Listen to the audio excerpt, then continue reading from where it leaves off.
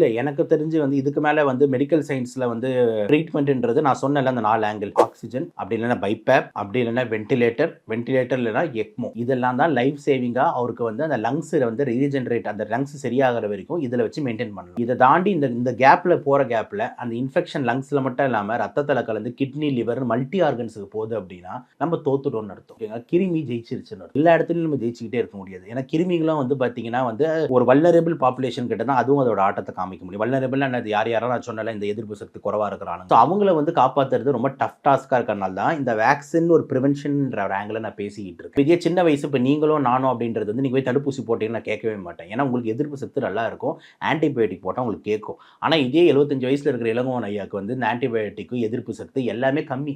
அப்படின்னும் போது வந்துட்டு நீங்கள் வந்து தடுப்பூசிக்கு வந்து இம்பார்ட்டன்ஸ் கொடுக்கணுன்றது தான் நம்மளோட இன்னைக்கு நம்மளோட கலைஞராடலில் வந்து நான் சொல்ல வேண்டிய முக்கியமான விஷயமா இருக்கு. நுரையீரல் பாதிப்பு அப்படின்னும் போது இந்த கேஸ் நம்ம ஜென்ரலாக தொற்று நோய் கேஸ் அப்படின்னு எடுத்துக்கிட்டோம்னா நுரையீரல் தொற்றுனும் போது மெயினாக வந்து இந்த ஆன்டி பாக்டீரியல் ஆன்டி வைரல் மருந்து மெயினாக கொடுக்கும். ஏன்னா வந்து அந்த கிருமிகளை முதல்ல நம்ம அழிக்கணும் அப்படின்றதுக்காக ஆன்டிபயோட்டிக். ஸோ ஜென்ரலாக வந்து ஹாஸ்பிட்டல் அட்மிட் ஆகிறாங்க, அதுவும் ஐசியூ லெவலில் இருக்காங்கன்னா ஹை ஆன்டிபயோட்டிக்ஸ் கொடுப்பாங்க. இப்போ எக்ஸாம்பிள் பிப்ராசிலின், அப்புறம் வந்து பார்த்தீங்கன்னா லீவோஃப்ளாக்சிசின், மாக்சிஃப்ளாக்சிசின், இந்த மாதிரி ஒரு ஸ்ட்ராங் ஆன்டிபயோட்டிக்ஸ் போகும். ரெண்டாவது வந்து ஆன்டி வைரல் வைரஸ்க்கு அகெயின்ஸ்டாக வந்து டேமிஃப்ளூன்னு ஒரு மாத்திரை வந்து ஒசல்டமாவிர் இருக்கு, அதையும் கண்டிப்பாக ஸ்டார்ட் பண்ணுவாங்க. இது ரெண்டு மெயின் பில்லராக இருக்கும். இதை தாண்டி மீதி வந்து பார்த்தீங்கன்னா அந்த வைரஸ் போடுற அந்த ஆட்டத்தில் வந்து நம்ம உடம்புல இருக்கிற பிபி குறையும், பல்ஸ் ஏறும் இறங்கும், ஹார்ட்ல ஏதாவது பிரச்சனை வரலாம், கிட்னியில் ஏதாவது ரீனல் ஃபெயிலியர் வரலாம், இந்த மாதிரி இஷ்யூஸ் தான் நடக்கும். இதுக்கு வந்து பார்த்தீங்கன்னா சப்போர்ட்டிவ் மேனேஜ். ஸோ இப்போ வந்து பார்த்தீங்கன்னா கிட்னிக்கு இஷ்யூஸ் ஆகுதுன்னா நடுவில் டயாலிசிஸ் எடுக்கிறது பேஷண்ட்டுக்கு. அதே மாதிரி ஐவி ஃப்ளூயிட்ஸ் தேவைப்படும், அதாவது நம்ம குளுக்கோஸ் பாட்டில் ஏற்றுறதுன்னு சொல்லுவாங்க, அது நிறைய தேவைப்படும். அப்புறம் லங்ஸில் வந்து பார்த்தீங்கன்னா ஆக்சிஜன் கம்மியாகணும், ஆக்சிஜன் வைப்பாங்க. ஆக்சிஜனை கேட்கல அப்படின்ற மாதிரி இருந்ததுன்னா பைபேப்னு ஒரு மிஷின் இருக்கு, அந்த பைபேப் மிஷினில் வைப்பாங்க. பைபேப்பும் பேஷண்ட் தாங்க முடியல கேட்கல அப்படின்னா வென்டிலேட்டர்னு ஒரு கருவி. ஐசியூலாம் போனீங்கன்னா இந்த கீங் கீங் கீங் கீங் சொல்லிட்டு ஒரு மிஷின் கத்திக்கிட்டு இருக்கும், அதான் வென்டிலேட்டர்னு சொல்லுவோம். அந்த வென்டிலேட்டர்ல பேஷண்ட்டை வந்து போடுவாங்க. வென்டிலேட்டரும் வந்து பார்த்தீங்கன்னா பல நடைகளும் போது கொஞ்சம் காசு வசதி நல்லா இருக்கிறவங்க எக்மோன்ற கருவிக்கு போவாங்க. எக்மோன்ற கருவி தான் வந்து நம்ம அம்மா ஜெயலலிதா அம்மா அவங்க வந்து இறக்கும் போது கூட வந்து இந்த அப்போலோ ஹாஸ்பிட்டல்ஸ்லேருந்து நம்ம கிட்ட ஒரு அறிக்கை கொடுத்துருந்தாங்க, she was in ECMO for a long time அப்படின்ட்டு. ஸோ எக்மோன்றது என்னன்னா எக்ஸ்ட்ரா கார்போரியல் மெம்பரேன் ஆக்சிஜனேட்டர் அப்படின்னு சொல்லுவாங்க. அப்படின்னா என்னன்னா நம்ம உடம்புல வந்து இந்த ஆக்சிஜனை வந்து ரத்தத்தில் கலக்கிறதுக்கு தேவையான முக்கியமான உறுப்பு வந்து நுரையீரல், அதாவது லங்ஸ். இந்த லங்ஸ் வந்து பார்த்தீங்கன்னா இப்போ செயலிழக்குது. ஏன்னா அந்த கொரோனா தொற்றோ இல்லை அந்த வைரஸ் தொற்றுனால ஃப்ளூ தொற்றுனால செயலிழக்குது.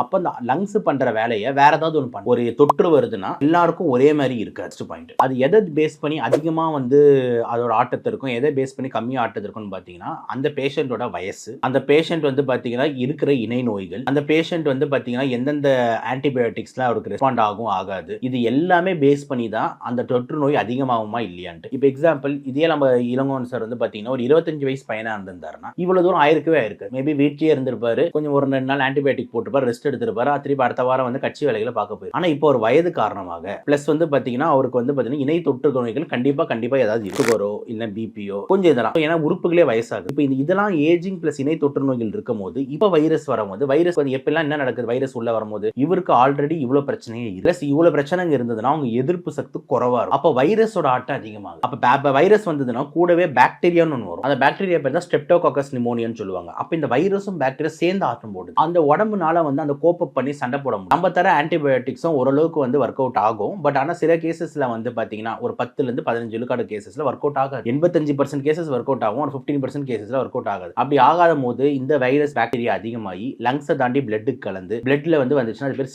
செப்டிசீமியான்னு சொல்லுவோம். அந்த பிளட்ல இருந்து கிட்னிக்கு, லிவருக்கு, ஹார்ட்டுக்கு, பிரெயினுக்கு வேற வேற இடத்துல போயிட்டு எல்லா ஆர்கன்ஸும் ஷட் டவுன் பண்ணி உயிர் வந்து பிரியும். முக்கியமாக வந்து நுரையீரல் தொற்றுனால வந்து சிகிச்சை பலனின்றி உயிரிழந்தார் அப்படின்ற மாதிரி சொல்றாங்க. இப்போ வந்து இந்த இது வந்து பொறுத்த வரைக்கும் நம்ம ரொம்ப ரொம்ப இம்பார்ட்டண்ட்டாக என்ன ஞாபகம் வைக்கணும், இல்லைன்னா என்ன மெசேஜ் மக்களுக்கு சொல்லணும்னு நினைக்கிறேன்னா இங்கே தான் வந்து பார்த்தீங்கன்னா இந்த தடுப்பூசிங்களோட தேவை ரொம்ப இம்பார்ட்டண்ட்டா அப்படின்ற மாதிரி நான் பார்க்குறேன். தடுப்பூசினும் போது என்ன நினைக்கிறாங்கன்னா அது குழந்தைங்களுக்கு மட்டும்தான், பிறந்த குழந்தைங்களுக்கு தடுப்பூசி போடுறோம் அப்படின்ற மாதிரி நினைக்கிறாங்களே தவிர இந்த அடல்ட் பாப்புலேஷனுக்கு தடுப்பூசின்றது வந்து ஒரு முக்கியமான விஷயம் இல்லைன்ற மாதிரி ஒரு கான்செப்ட் வந்து இருக்குது. இதை வந்து மெயினாக வந்து இந்த இடத்துல நான் சொல்லணும்னு நினைக்கிறேன். ஏன்னா இப்போ இந்த எல்லா வருஷமும் இந்த அக்டோபர் நவம்பர் மாதம் வந்து இந்த பன்னிக்காய்ச்சல்னு சொல்லக்கூடிய இந்த ஃப்ளூ வைரஸ் வந்து பார்த்தீங்கன்னா பயங்கரமாக பரவுது. இது வந்து எஸ்பெஷலி வந்து இந்த அடல்ட் பாப்புலேஷன், அதாவது 60-65 வயசுக்கு மேலே, அதே மாதிரி எதிர்ப்பு சக்தி குறைவா உள்ளவங்க, அதே மாதிரி இந்த சுகர் பேஷண்ட்ஸ், இவங்களுக்குலாம் வந்து இன்ஃபெக்ஷன் தொற்று வந்ததுன்னா அது கொஞ்சம் சீரியஸாக போயிட்டு நிமோனியா, அதாவது வைரஸ் நிமோனியா, எப்படி கொரோனா நிமோனியா மாதிரி மாதிரி காசு பண்ணுச்சோ அதே மாதிரி இந்த ஃப்ளூ நிமோனியா மாதிரி ஆக்கி ஏஆர்டிஎஸ்ன்ற ஒரு கண்டிஷனை கொண்டு வந்து ஒருத்தவங்களை வென்டிலேட்டரில் இருக்க வச்சு உயிர் வந்து போகுது. ஸோ இந்த மாதிரி வந்து டைப் ஆஃப் இன்ஃபெக்ஷன்ஸ் வந்து தடுக்கிறதுக்கு, இந்த சீரியஸ் ஃபார்ம் ஆஃப் இன்ஃபெக்ஷன்ஸை தடுக்கிறதுக்கு இந்த ஃப்ளூ வேக்சின் வந்து ரொம்ப ரொம்ப முக்கியமாக வந்து தேவைப்படுது. அதே மாதிரி வந்து நிமோனியா வேக்சின் ரொம்ப ரொம்ப முக்கியமாக தேவைப்படுது. இது வந்து ரொம்ப ரொம்ப இம்பார்ட்டண்ட்டாக சொல்லணும் அப்படின்ட்டு மக்கள்கிட்ட கருத்து. ஸோ மெயின் ரீசன் என்ன அப்படின்னா தொற்று நோய். அது வந்து இந்த சீசனில் வர்றது ஒரு காமனான விஷயம். தொற்று நோய் கொஞ்சம் வயசானவங்களுக்கு கொஞ்சம் சீரியஸான காம்ப்ளிகேஷன்ஸ் லைக் நிமோனியா லெவலுக்கு கொண்டு போய் அதுக்கப்புறம் அந்த நிமோனியா வந்து ரத்தத்தில் கலந்து செப்சிஸ் கொண்டு போய் அந்த செப்சிஸ் வந்து ஏஆர்டிஎஸ் அதாவது நுரையீரலே ஆக்சிஜன் கம்மியான மாதிரி ஒரு நிலைமை கொண்டு போயிட்டு ஒரு உயிரிழப்பு வந்து ஏற்பட்டுருது. இது ரொம்ப பார்க்க வேண்டிய விஷயம் தான். இந்த நுரையீரல் பாதிப்புனா அதை வந்து என்ன மாதிரி ட்ரீட்மெண்ட் கொடுப்பாங்க சார்? இல்லை, இப்போ நுரையீரல் பாதிப்பு அப்படின்னும் போது இந்த கேஸ் நம்ம ஜென்ரலாக தொற்று நோய் கேஸ் அப்படின்னு எடுத்துக்கிட்டோம்னா நுரையீரல் தொற்றுனும் போது மெயினாக வந்து இந்த ஆன்டி பாக்டீரியல் ஆன்டி வைரல் மருந்து மெயினாக கொடுப்பாங்க. ஏன்னா வந்து அந்த கிருமிகளை முதல்ல நம்ம அழிக்கணும் அப்படின்றதுக்காக ஆன்டிபயோட்டிக். ஸோ ஜென்ரலாக வந்து ஹாஸ்பிட்டல் அட்மிட் ஆகிறாங்க, அதுவும் ஐசியூ லெவலில் இருக்காங்கன்னா ஹை ஆன்டிபயோட்டிக்ஸ் கொடுப்பாங்க. இப்போ எக்ஸாம்பிள் பிப்ராசிலின், அப்புறம் வந்து பார்த்தீங்கன்னா லீவோஃப்ளாக்சிசின், மாக்சிஃப்ளாக்சிசின், இந்த மாதிரி ஒரு ஸ்ட்ராங் ஆன்டிபயோட்டிக்ஸ் போகும். ரெண்டாவது வந்து ஆன்டி வைரல், வைரஸ்க்கு அகெயின்ஸ்டாக வந்து டேமிஃப்ளூன்னு ஒரு மாத்திரை வந்து ஒசல்டமாவீர் இருக்குது, அதையும் கண்டிப்பாக ஸ்டார்ட் பண்ணுவாங்க. இது ரெண்டு மெயின் பில்லராக இருக்கும். இதை தாண்டி மீதி வந்து பார்த்திங்கன்னா அந்த வைரஸ் போடுற அந்த ஆட்டத்தில் வந்து நம்ம உடம்புல இருக்கிற பிபி குறையும், பல்ஸ் ஏறும் இறங்கும், ஹார்ட்டில் ஏதாவது பிரச்சனை வரலாம், கிட்னியில் ஏதாவது ரீனல் ஃபெயிலியர் வரலாம், இந்த மாதிரி இஷ்யூஸ் தான் நடக்கும். இதுக்கு வந்து பார்த்திங்கன்னா சப்போர்ட்டிவ் மேனேஜ்மெண்ட் தான். ஸோ இப்போ வந்து பார்த்திங்கன்னா கிட்னிக்கு இஷ்யூஸ் ஆகுதுன்னா நடுவில் டயாலிசிஸ் எடுக்கிறது பேஷண்ட்டுக்கு. அதே மாதிரி ஐவி ஃப்ளூயிட்ஸ் தேவைப்படும், அதாவது நம்ம குளுக்கோஸ் பாட்டில் ஏற்றுறதுன்னு சொல்லுவாங்க, அது நிறைய தேவைப்படும். அப்புறம் லங்ஸில் வந்து பார்த்திங்கன்னா ஆக்சிஜன் கம்மியாகணும்னா ஆக்சிஜன் வைப்பாங்க. ஆக்சிஜனை கேட்கல அப்படின்ற மாதிரி இருந்ததுன்னா பைபேப்னு ஒரு மிஷின் இருக்குது, அந்த பைபேப் மிஷினில் வைப்பாங்க. பைபேப்பும் பேஷண்ட் தாங்க முடியல கேட்கல அப்படின்றத வென்டிலேட்டர்னு ஒரு கருவி.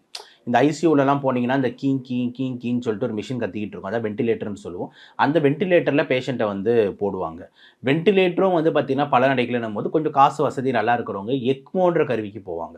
எக்மோன்ற கருவி தான் வந்து நம்ம அம்மா ஜெயலலிதா அம்மா அவங்க வந்து இறக்கும்போது கூட வந்து இந்த அப்போலோ ஹாஸ்பிட்டல்ஸ்லேருந்து நம்மகிட்ட ஒரு அறிக்கை கொடுத்துருந்தாங்க, she was in ECMO for a long time அப்படின்ட்டு.